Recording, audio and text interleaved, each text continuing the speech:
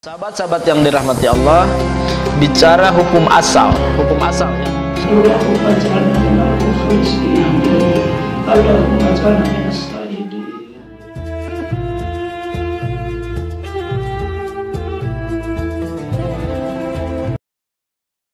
Assalamualaikum warahmatullahi wabarakatuh. Alhamdulillah wa syukru ala ni'amillah wassalatu wassalamu ala rasulillah. Sahabat-sahabat sekalian, berjumpa kembali di Nasihat Kebaikan Ramadan. Dalam kesempatan ini saya akan menyampaikan materi 7 amalan untuk meraih ketawakalan. Tawakal diambil dari kata wakala, yaitu mewakilkan, menyerahkan. Itu kalimat tawakal. Berarti tawakal itu penyerah dirian kepada Allah, mewakilkan segala kehidupan ini, ya, onak duri hidup ini kepada Allah. Maka kalau sudah diwakilkan, kalau sudah diserahkan, kalau sudah dimandatkan, biasanya timbul ketenangan, tidak gelisah, tidak reaktif, tidak emosional, tidak stres, tidak depresi. Kenapa? Karena sudah dipasrahkan. Maka tawakal itu adalah penyerahan diri yang total kepada Allah sesudah ikhtiar. Maka ada 7 amalan untuk meraih ketawakalan. Mana itu? Yang pertama, berusaha maksimal tapi tidak boleh menggantungkan kepada usaha. Berikhtiar maksimal tapi tidak boleh menggantungkan hati dengan hasil ikhtiar. Ikhtiar itu hanya melaksanakan perintah Allah, wa qul i'malu fasayarallahu amalakum wa rasuluhu wal mu'minun. Bekerjalah kamu, maka Allah, Rasulnya dan orang-orang mukmin akan melihat hasil pekerjaan. Kita disuruh bekerja, enggak disuruh kaya. Kita disuruh berusaha, tidak disuruh sukses. Artinya kita bekerja saja, berikhtiar saja, berusaha saja, hasil akhir itu wilayah Allah. Maka kalau wilayah Allah, serahkan kepada Allah. Jangan digelisahkan dengan hasil akhir. Maka orang-orang yang sudah tawakal akan damai hidupnya. Orang-orang yang tawakal akan tenang raut wajahnya. Orang-orang yang tawakal akan menebar senyum. Kenapa? Karena sudah nggak gelisah dengan hasil akhir. Karena hasil akhir wilayah Allah, sudah dia wakilkan ke Allah. Yang dia kerjakan adalah usaha dan ikhtiar. Hasil itu nggak dipikirkan, itu urusan Allah. Maka yang pertama, berusaha maksimal tapi tidak menggantungkan hati dengan usaha itu. Kenapa sih saya sudah habis-habisan tapi enggak sukses? Kenapa sih saya sudah belajar tapi tidak pintar? Kenapa sih saya sudah berobat tapi tidak sehat? Kenapa sih saya udah berusaha tapi tidak kaya? Enggak. Kenapa? Alhamdulillah saya sudah berusaha, soal hasil akhir itu urusan Allah. Nah, itu orang tawakal. Yang nomor kedua, yakinkan diri Allah tidak akan membebankan sesuatu di luar kemampuan kita. Orang tawakal nggak takut besok saya kena penyakit apa ya. Orang tawakal nggak takut besok akan ada wabah enggak ya. Orang tawakal nggak akan takut besok resesi ekonomi enggak ya. Nggak takut. Kenapa? Karena itu kan wilayah Allah. Sekarang jalani aja hidup. Besok itu lain perkara. Yang penting mempersiapkan sebaik mungkin setiap ikhtiar, baik antisipasi, tindakan preventif, usaha, ikhtiar. Adapun nanti kenyataannya mau A, B, C, D, enggak ngaruh karena itu wilayah Allah. Jadi kita yakinkan diri Allah tidak akan membebankan sesuatu yang di luar kemampuan kita. La yukallifullahu nafsan illa wus'aha. Allah tidak akan membebani kepada kita di luar kemampuan kita, ya, kecuali illa wus'aha, kecuali kita pasti mampu. Jadi sekali lagi kita harus meyakini Allah selalu memberi beban, memberi ujian pasti sesuai dengan kadar kemampuan kita untuk menghadapinya. Insya Allah tawakal, nggak akan takut, nggak akan khawatir. Yang nomor ketiga, yakinkan diri Allah maha baik dan akan selalu memberi terbaik. Walaupun menurut kita, aduh jelek nih kayaknya sakit. Padahal kita yakin sakit akan menghapus dosa-dosa kita. Aduh, kita miskin itu jelek menurut kita, padahal dengan miskin kita berlatih untuk tawadu. Misalnya, aduh, kita ternyata udah berusaha gagal melatih kita untuk terus istiqomah dan berusaha. Maka semua pasti baik dari Allah itu. Kenapa? Karena ya kadangkala kita menyukai sesuatu, antuhibbu syai'an wa huwa syarrul lakum.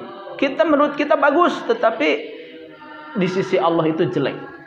Tetapi sebaliknya, kita membenci sesuatu tetapi khairun, bagus, min indillah di sisi Allah, tapi di sisi Allah justru bagus. Makanya kita harus berusaha berbaik sangka bahwa apapun yang Allah berikan pasti terbaik bagi kita.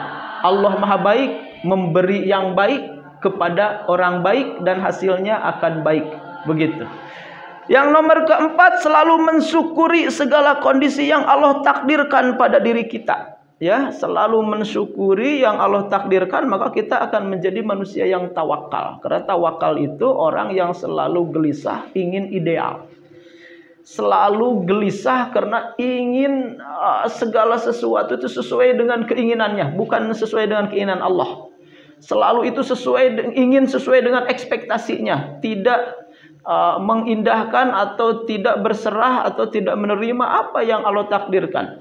Nah, orang-orang yang selalu mensyukuri segala kondisi yang Allah takdirkan pada diri kita, insya Allah akan menjadi orang yang tawakal. Kenapa? Karena disyukuri aja. Miskin, syukur, alhamdulillah masih hidup. Orang lain udah mati.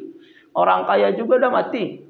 Ya, kita mungkin rugi, alhamdulillah masih bisa berusaha. Ada orang yang diuji Allah malas aja, ya, dia luntang-lantung, ngegoplek aja tidur. Alhamdulillah, walaupun gagal berarti menunjukkan kita berusaha. Nggak ada orang malas gagal. Kenapa? Ya, berusahanya juga enggak. Jadi pokoknya segala sesuatu disyukuri, maka insya Allah akan jadi orang tawakal.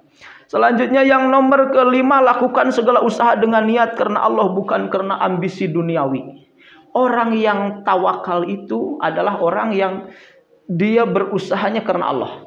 Tapi orang yang kufur, orang yang menolak takdir, menolak nasib, mengeluh, itu karena dia mengejar impiannya karena duniawi, ambisi pribadi belaka, bukan karena Allah. Maka dia akhirnya stres, putus asa, depresi. Kenapa? Dia bekerjanya bukan karena Allah, karena ambisi. Dia berjuangnya bukan karena Allah, tapi karena ambisi. Maka akhirnya nggak mungkin tawakal.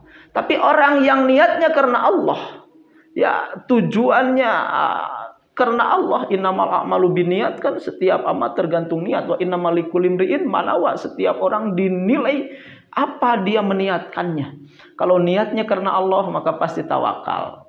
Tapi kalau niatnya ambisi pribadi, ujungnya kalau tidak tercapai dia stres, depresi, kecewa, mengeluh dan lain sebagainya. Yang nomor ke-6, tidak putus asa, selalu terus bangkit berusaha karena Allah Ta'ala.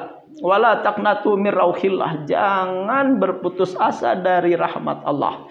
Gagal, bangkit, gagal, bangkit, gagal, bangkit. Begitu. Baginda Rasulullah SAW bertubi-tubi dakwahnya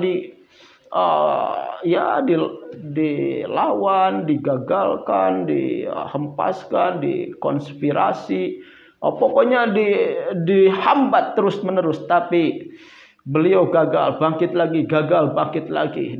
Beliau diusir, malah di Madinah sukses gitu ya. Beliau dihina, malah mulia. Beliau dicaci maki, malah makin banyak orang yang memuja-memuji. Ya, beliau mungkin oleh orang-orang dikucilkan, tetapi justru di golongan lainnya malah makin dibesarkan. Itu artinya Rasulullah SAW memberi contoh kepada kita untuk selalu bangkit lagi sesudah terpuruk, bangkit lagi sesudah terpuruk. Itulah orang yang tidak putus asa, selalu bangkit dari kegagalan. Insya Allah nggak akan mengeluh, kufur, ia akan tawakal. Bangkit, bangkit, bangkit, serahkan hasil akhirnya kepada Allah. Dan yang terakhir, selalu menyandingkan antara usaha dan doa. Orang berusaha tanpa doa sombong. Orang yang berdoa tanpa usaha bohong. Ya, sekali lagi, orang yang usaha tanpa doa sombong, orang yang berdoa tanpa usaha bohong. Maka orang yang tawakal selalu ia ikhtiar tapi juga berdoa. Ia berdoa tapi juga ikhtiar. Ia berusaha tetapi berdoa. Ia berdoa tapi juga berusaha. Itulah orang yang tawakal dan dia tidak takut dengan hasil akhir. Kenapa? Karena doa dan usaha telah dilakukan.